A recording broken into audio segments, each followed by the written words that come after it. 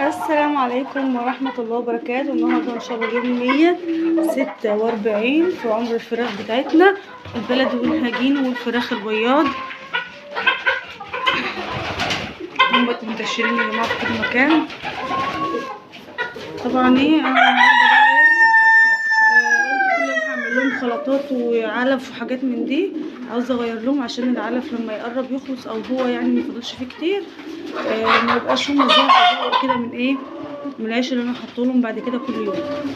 حطيت لهم بقى عيش طشاه كويس خالص، بطرق صفرا يا جماعه مغشوشه هي، ما شاء الله بياكلوا فيها كويس.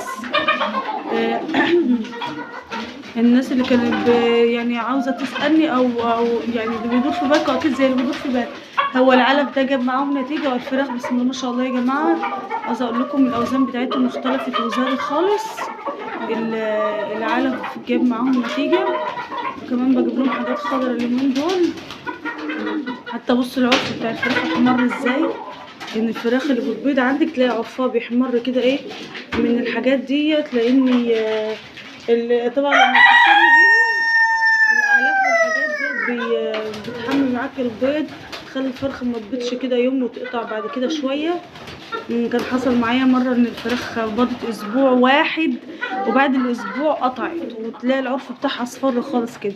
لا هما الحمد لله العرف بتاعهم احمر ورجعوا زي الاول تاني واحسن، بسم الله ما شاء الله عليهم هما. اللهم صل على سيدنا محمد. امبارح كنت عاوزه اخد شويه ديوك عشان اذبحهم، بس مش عارفه ممكن اخليهم لاخر الاسبوع ولا حاجه، على اساس ان هما يعني كل ما خليتيهم شويه كل ما زادوا معاكي في الحجم شويه. بدل ما تتباع الفرخ مثلا 2 كيلو، ممكن الديك يوصل معاكي اكتر من كده بكتير كمان. بسم الله ما شاء الله عليهم الحمد لله، ابتدوا يزيدوا احسن من الاول. الفراخ تلاقيها سمنت معاكي كده وربت لحم. الكام فرخه اللي انا مخلياهم للبيض تلاقي العرف بتاعهم احمر خالص. يبقى الاكل بتاعهم يا جماعه عامل مهم خالص من الحاجات اللي بتخلي الفراخ تبيض معاكي. علشان في ناس ممكن تقولك ايه، لا انا يعني مش بهتم بموضوع الاكل ده، هو يبيضوا ما يبيضوش دي حاجه يعني عاديه. لا احنا بنهتم بموضوع الاكل، وانا قلت لكم قبل كده انا باكلهم شويه اكل بيتي، شويه اجيب لهم علف بياض، شويه علف تسمين، بحيث ان انت ما تحرموش من البروتين اللي بيبقى جوه العلف.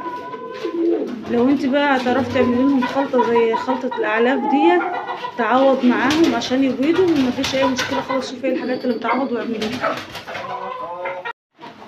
طبعا بقى كل فتره كده بخرط لهم بصلايه، فص ثوم، الحاجات اللي هي ايه بتخلي المناعه بتاعتهم كويسه دي، بحيث ان هم ايه يفضلوا معاكي ماشيين كويس يعني وكده. اللهم صل على سيدنا محمد. الحمد لله الدنيا ماشيه معاهم كويس خالص وتمام اهوت. واحنا قلنا قبل كده برضو ايه نقصص الديوك، نقصص الريش بتاعها عشان تشيل معاكي لحم لو انت هتذبحي الديوك، علشان تشيل معاكي لحم وتبقى كويسه يعني. بسم الله ما شاء الله، يعني شوفي الديوك عامله ازاي. عندي الديوك ما شاء الله يعني تحس ان هي بتكبر بالعرض كده زي ما بيقولوا، ما شاء الله عليها الدنيا كويسه.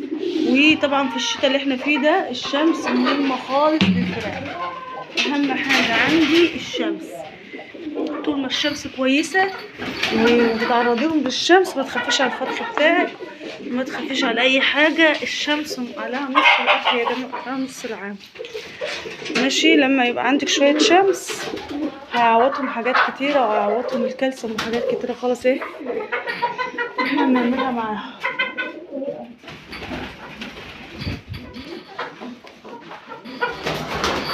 يا رب الفيديو بقى بتاع النهارده يكون عجبكم، ما تنسونيش في اللايك والشير واشتركوا في القناه. السلام عليكم ورحمه الله وبركاته.